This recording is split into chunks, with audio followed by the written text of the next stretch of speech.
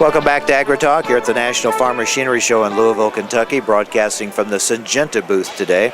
Joining us as he does each week, but not always do we get to talk to him in person, except when we're out on the road. That's DTN meteorologist Bryce Anderson.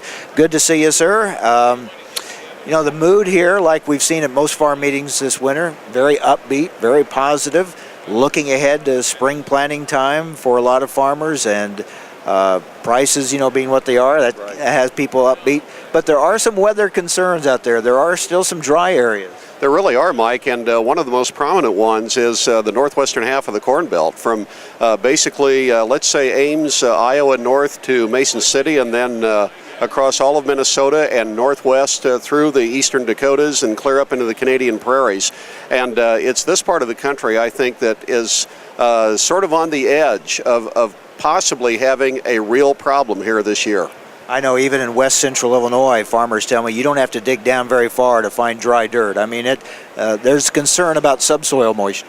And there is, and that part of the country was an area that got hit real hard with that flash drought mid to late summer of last year. So the moisture that's happened, that's occurred, really has helped out.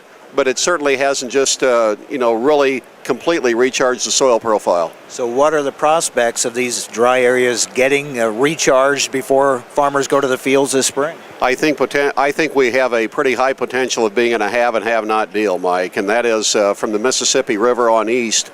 I think the outlook is pretty good. We already have quite a bit of Indiana and Ohio and southern Illinois and here into Kentucky that have pretty decent soil moisture supplies. I think that's going to continue. But in that area from central Iowa on north and west, I think it's going to be a little bit of a problem. And I've got to focus in terms of a comparison year, 1976. 76 was a year when the U.S. corn yield was about 4% below trend, and it was even farther below that in the western Corn Belt. That was a year when Illinois, Indiana, and Ohio had very good crops. Kentucky did as well, but Iowa, Minnesota, Nebraska did not. And I think that there is a chance that we could be heading into that type of a situation this year. Makes for a nervous growing season because you're more than most years, you always are to a certain degree, but even more than most years, you're counting on those timely rains just to get you by. You don't have that reserve to count on. No, you don't, and that's where from eastern Iowa on, I think there's going to be soil moisture that brings the crop up. But I tell you, in again that northwestern part of the belt, there was a lot of deep ripping that was done because some of those areas have been very wet for a number of years. And now you've had a very mild winter that has kind of baked some of that lower soil to the point that you've got some real big clumps out there that are going to take a lot of work and a lot of moisture to be able to break down. Really has been a mild winter for a lot of folks. What about that Texas, Oklahoma, western Kansas area that's been so dry? That's going to be a real variable trend this year because from about Interstate 35 on east and maybe just about 50 miles west, things are looking better.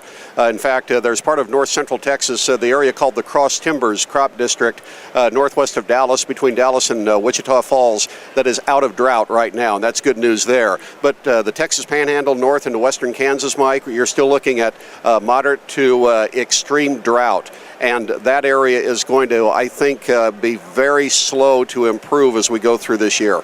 So these markets are probably going to stay nervous, as will farmers throughout this year. I think they will, and we've seen a response in the Texas Panhandle as far as acreage is concerned. That's one area where cotton acreage is probably going to stay level with the acreage last year. I know that folks would like to go to corn more, but they just can't because of water considerations and a short supply. It's going to be interesting to see how those acres play out. All right, Bryce, tomorrow we'll talk and we'll see what your thoughts are on what's going on in South America, where they've had some challenges weather-wise. They really have, Mike, and I don't think we've seen the last of some dialing back in production there, and looking forward to that discussion.